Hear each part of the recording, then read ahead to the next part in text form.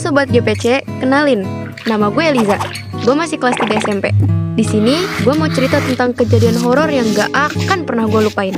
Bahkan sampai sekarang gue masih merinding kalau inget kejadiannya. So, dengerin baik-baik ya cerita gue. Jadi waktu itu adalah hari Minggu. Keluarga gue ngajak jalan-jalan ke kota sebelah buat pergi ke air terjun. Ya buat healing-healing manja aja, hehehe. Kita semua setuju buat pergi naik mobil. Sampai di sana tuh siang hari pas lagi panas-panasnya banget. Gue langsung cepet-cepet makan aja karena udah lapar banget. Setelah makan, kita main di air terjun itu. Nah, gue itu anak emang peka banget sama hal yang berbau mistis. Apalagi soal kode-kode cinta. Gue peka banget. Tapi fokus kita soal mistis ya pemirsa. Jadi dari awal sampai ke air terjun, gue udah ngerasa gelisah banget merhatiin sekeliling. Samar-samar suara desiran angin dari alam seakan memanggil. Gue bisa banget ngerasain, tapi gue tetap berusaha enjoy. Jadi gue iseng nyelam ke air. Dan wush, ada putih-putih yang sekelibat lewat. Gue auto keluar dari air terjun, gak lagi deh. Dalam keadaan detak jantung masih dak-dikduk, gue ngebatin, duh ini aman gak sih? Apa jangan-jangan ada yang lagi liatin gue? Udahlah, gue coba berpikir positif dan lanjut main air lagi sama sepupu gue. Tapi kali ini ada yang aneh. Tiba-tiba kepala gue mulai sedikit pusing. Bawaannya berat banget nih kepala. Di ujung mata kayak yang gue lihat tuh semuanya berputar. Aneh banget dan gak pernah ngerasain hal ini sebelumnya. Gue diam sebentar dan baca-baca doa. Akhirnya kepala gue udah gak pusing lagi dan penglihatan udah mulai normal. Karena kita ini jalan-jalan bertujuan healing buat ngilangin stres, gue mutusin buat gak cerita ke sepupu-sepupu gue soal kejadian tadi, biar mereka gak khawatir. Nah, setelah main air, kita naik dan lanjut mandi di kamar mandi yang emang disediain di situ. Pas masuk, suasana kamar mandinya tuh kayak ngeri-ngeri gimana gitu. Lembab, gelap, dan baunya gak enak. Tapi gue yang gak ambil pusing karena lagi kedinginan, jadi gue cepet-cepet mandinya. Meskipun gue sadar betul, gue ngerasa lagi gak sendirian. Setelah mandi, kita sekeluarga semua cabut dari situ. Pas perjalanan pulang sekitar 5.30 sore, kita semua memutuskan berhenti di kafe yang ada di tengah danau ini. Ini lokasinya masih searah sama jalan ke air terjun tadi. FYI, di danau itu ada banyak permainan air. Salah satunya permainan kapal bebek-bebekan yang di kayu gitu. Kalian tahu lah ya.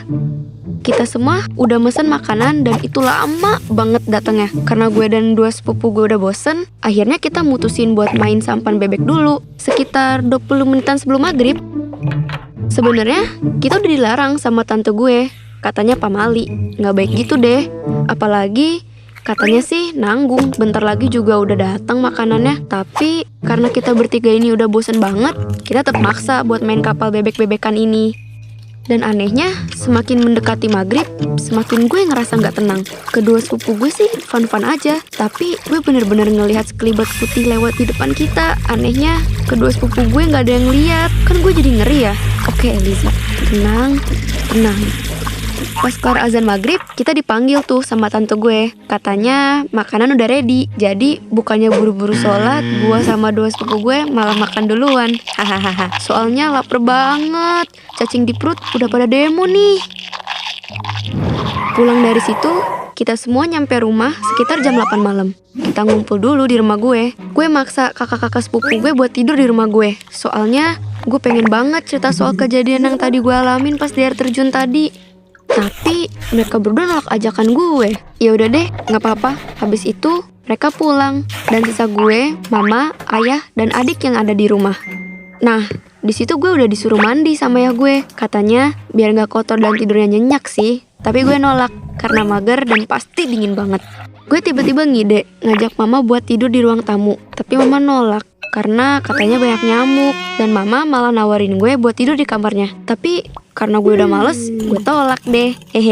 Tapi mama tetap maksa buat tidur di kamarnya. Dan gue tetap gak mau. Ya, namanya juga anak muda, labil, gak jelas. Setelah itu, kita semua masuk kamar dan tidur di kamar masing-masing. Oh iya, for your information, posisi kamar gue tuh simple. Di sebelah kanan ada tempat tidur gue. Dan di samping tempat tidur ngarah ke ranjang itu, ada lemari dan kamar kecil. Mata udah mulai berat. Gue coba untuk memejamkan mata, berharap besok gak bangun kesiangan. Tapi emang dasarnya gue asal tidur aja sih. Ternyata pas di mimpi gue lagi dikejar hantu banyak banget. Ada Poci, Kunti, Suster Ngesot, dan banyak lagi deh.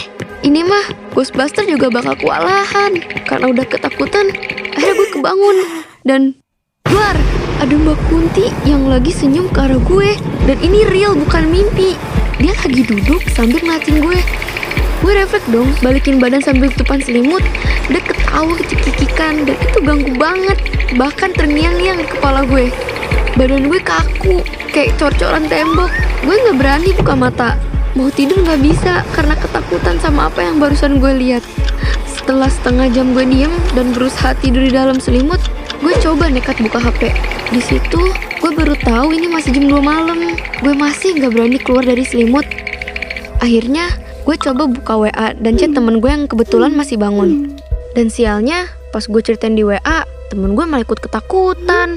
Ini mah gak mengurangi rasa takut gue. Jujur, gue bingung harus gimana. Suara Mbak Kunti itu masih kedengaran tipis-tipis lagi. Gue berusaha inisiatif buat WA ayah gue. Ayah, ayah, takut. Terus gue miss call 1 kali dan bunyi HP ayah gue kedengaran sampai kamar gue. Dan gak berselang lama, ayah kebangun baca chat gue. Terus ayah langsung manggil nama gue dari luar. Za, kamu kenapa? Terus pintu kebuka. Mama gue juga datang karena mungkin kebangun sama miss call tadi. Gue langsung meluk mama sebelum bercerita. Ayah gue udah ngecek kamar sambil kelihatan kebingungan. Sebenarnya apa sih yang takutin? Padahal belum tahu gue kenapa. Terus mereka nanya gue kenapa. Jadi gue ceritain kalau gue tadi liat Mbak Kunti lagi ketawa-ketawa di kamar gue. Terus mama gue bilang, nah makanya lain kali kalau mama suruh tidur di kamar mama tuh nurut. Dan ayah gak mau kalah ikut marahin gue. Bilangnya makanya kalau disuruh mandi tuh mandi. Kita kan gak tahu apa yang nempel di badan kita. Karena gue ketakutan, jadi gue nangis jadi-jadinya. Gue nyesel banget gak nurut omongan orang tua. Bahkan gue sadar gue gak baca doa dulu sebelum tidur. Dan akhirnya gue kecapean, terus numpang tidur di kamar mama gue. Sumpah, itu kenangan terburuk gue sampai detik ini. Jadi, jangan pernah ngebantah kata orang tua ya. Walaupun terkadang kita males-malesan, apalagi kalau pamali. Silahkan kalian percaya apa enggak. Selama itu baik buat kita, mending ikutin aja. Dan yang paling penting, jangan lupa mandi kalau habis dari mana-mana. Terus berdoa sebelum berangkat pergi dan pas mau perjalanan pulang. Biar nggak ada yang ikut kita terus-terusan. Karena hanya kepada Sang Penciptalah kita bisa mendapat perlindungan.